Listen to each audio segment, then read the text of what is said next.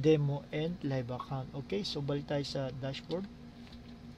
So dito, makikita nyo merong open demo account and live account. Okay, so click nyo lang yung live account. So meron tayong micro account, pro account, rookie, scalpex. So ito yung mga account natin. And then kung gusto nyo i-avail yung 50% bonus, so ayan, kung nakikita nyo yan, available pa, so i-click nyo lang yan.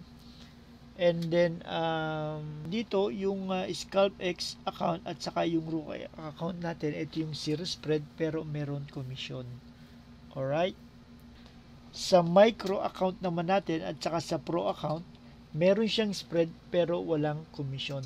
Okay, so dito naman yung cashback wallet, mag-create na rin kayo nyan. Okay, so dito naman papasok yung rebates nyo sa sarili nyong trades. Okay, sa sarili nyong account. Kapag nag-trades kayo, meron kayong cashback rebates. Okay, so dito naman siya papasok sa cashback wallet.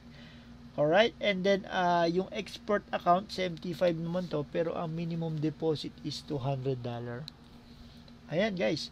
And then syempre yung promo natin yan, 50% bonus. Again, kung yan inakikita nyo pa dyan, mag-create lang kayo ng account sa scalpex, and then once na tinransfer nyo yung dineposit nyo from your wallet, automatic po magdadagdag siya ng 50%. Alright, let's say 1,000 yung dineposit nyo, so plus 50% magiging 1,500 yung iti-trade nyo. Ayan guys, iyan po yung mga type of account.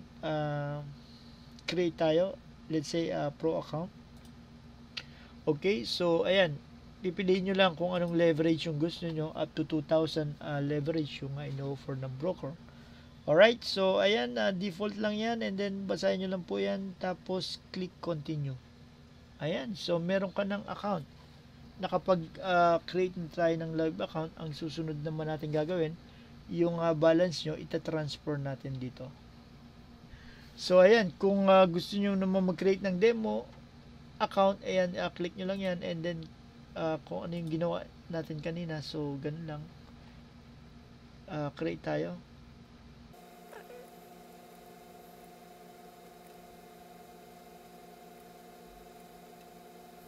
So ayan, meron ka na ring demo trading account. Okay, so i-check natin. Ayan, so meron ka ng demo account, meron ka ng live account.